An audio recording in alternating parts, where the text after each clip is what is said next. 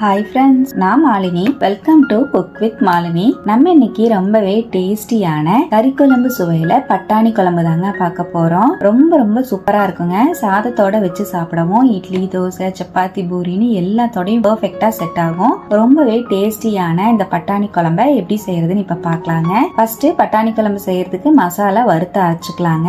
அதுக்காக பேன்ல 1 teaspoon oil add பண்ணிக்கலாம். 1 teaspoon சோம்பு சேர்த்துக்கலாம். ஒரு கை அளவு சின்ன வெங்காயத்தை உரிச்சு சேர்த்துக்கலாங்க. சின்ன வெங்காயத்துக்கு பதிலா நீங்க ஒரு 2 பெரிய வெங்காயம் கூட சேர்த்துக்கலாம். 1 டேபிள் ஸ்பூன் பூண்டு சேர்த்துக்கலாங்க. 1 இன்ச் இஞ்சி சேர்த்துக்கலாம். நல்லா வதக்கிக்கலாம். வெங்காயம் நல்லா டிரான்ஸ்பரண்ட் ஆகுற அளவுக்கு வதக்கி விட்டுக்கலாம்.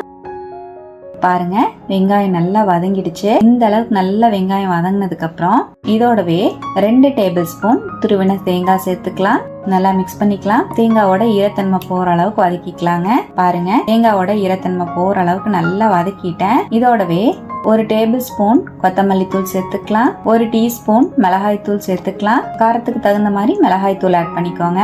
1/2 டீஸ்பூன் மஞ்சள் பொடி ஆட் பண்ணிக்கலாம். நல்லா மிக்ஸ் பண்ணிக்கலாங்க. பொடியெல்லாம் சேர்த்துட்டு லோ ஃப்ளேம்ல வச்சு கலந்து விட்டுக்கலாங்க. இப்ப நல்லா கலந்துட்டேன். இந்த அளவுக்கு மசாலா வதங்கினதுக்கு அப்புறமா இதை அப்படியே மிக்ஸி ஜாருக்கு மாத்திக்கலாம்.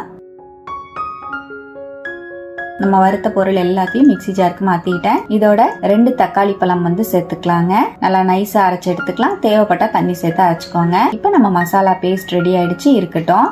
நான் இன்னைக்கு பட்டாணி குழம்ப குக்கர்ல தான் ரெடி பண்ணிக்க போறேங்க. அதுக்காக குக்கர்ல 2 டேபிள் ஸ்பூன் ஆயில் ஆட் பண்ணிக்கலாம். 1 டீஸ்பூன் ஜீரகம் சேர்த்துக்கலாம். 2 வரமிளகாவை கிள்ளி சேர்த்துக்கலாம். வீட்ல கொஞ்சமா காலிஃபிளவர் இருந்தனால அந்த காலிஃபிளவரையும் நான் சேர்த்துக்கிறேன். காலிஃபிளவருக்கு பதிலா நீங்க உருளைக்கிழங்கு கூட ஆட் பண்ணிக்கலாங்க. காலிஃபிளவரையும் சேர்த்து நல்லா கலந்து விட்டுட்டு இதோடவே 200 கிராம் அளவுக்கு பச்சை பட்டாணியை ஊற வச்சிருக்கேன். அதையும் சேர்த்துக்கலாம். காஞ்ச பட்டாணியை 8 மணி நேரம் ஊற வச்சு சேர்த்திருக்கேன். ஃப்ரெஷ்ஷான பட்டாணி இருந்தா கூட நீங்க ஆட் பண்ணிக்கலாம். பட்டாணியையும் சேர்த்துட்டு நல்லா மிக்ஸ் பண்ணிக்கலாங்க. நல்லா கலந்து விட்டுட்டேன். இதோடவே நம்ம அரைச்சு வச்சிருக்கிற மசாலா பேஸ்ட் ஆட் பண்ணிக்கலாம். நல்லா மிக்ஸ் பண்ணிக்கலாம். மசாலா பேஸ்டையும் சேர்த்து மீடியம் ஃப்ளேம்ல 1 நிமிஷம் நல்லா கலந்து விடுங்க. இப்ப நல்லா கலந்துட்டேன். இதோடவே மிக்ஸி ஜார் அலசி 2ல இருந்து 2.5 கப் தண்ணி சேர்த்துக்கலாங்க. உங்களுக்கு குழம்போட கன்சிஸ்டன்சிக்கு தகுந்த மாதிரி நீங்க தண்ணி ஆட் பண்ணிக்கோங்க. நல்லா மிக்ஸ் பண்ணிக்கலாம். 2 டீஸ்பூன் உப்பு சேர்த்துக்கலாங்க. கல்லுப்பு சேர்த்திருக்கேன். நல்லா மிக்ஸ் பண்ணிக்கலாம். இப்போ கடைசியா 1/2 டீஸ்பூன் கரம் மசால் தூள் சேர்த்துக்கலாங்க. கரம் மசால் தூள் இந்த டைமிங்ல தான் சேர்க்கணும். கடைசியா சேர்த்துனீங்கன்னா தான் ஃபிளேவர் நல்லா இருக்கும். நல்லா மிக்ஸ் பண்ணிக்கலாம். அவ்வளவுதான். இப்ப குக்கர் மூடி போட்டு 5ல இருந்து 6 விசில் விட்டு இறக்கிக்கலாங்க. பட்டாணி நல்லா சாஃப்டா வந்துரும். பாருங்க, நான் ஒரு 6 விசில் விட்டு இறக்கிட்டேன். ஸ்டீம் நல்லா ரிலீஸ் ஆயிடுச்சு. குக்கர் ஓபன் பண்ணிக்கலாம்.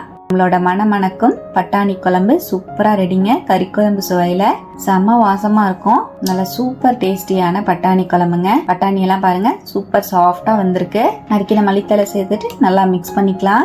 அவ்வளவுதான். சுட சுட சாதம், தோசை, இட்லி, சப்பாத்தி, பூரிக்கெல்லாம் சூப்பரா இருக்கும். கண்டிப்பா இது போல நீங்களும் ட்ரை பண்ணுங்க. ட்ரை பண்ணி பார்த்துட்டு எப்படி வந்ததுன்னு கமெண்ட்லயும் என் கூட ஷேர் பண்ணுங்க. நம்ம சேனலுக்கு இப்பதான் ஃபர்ஸ்ட் டைம் வந்திருக்கீங்கன்னா சப்ஸ்கிரைப் பண்ணி பக்கத்துல இருக்கிற பெல் ஐகானை பிரஸ் பண்ணுங்க. லைக் பண்ணுங்க. ஃப்ரெண்ட்ஸ் அண்ட் ஃபேமிலியோட ஷேர் பண்ண மறக்காதீங்க ஃப்ரெண்ட்ஸ். தேங்க்யூ.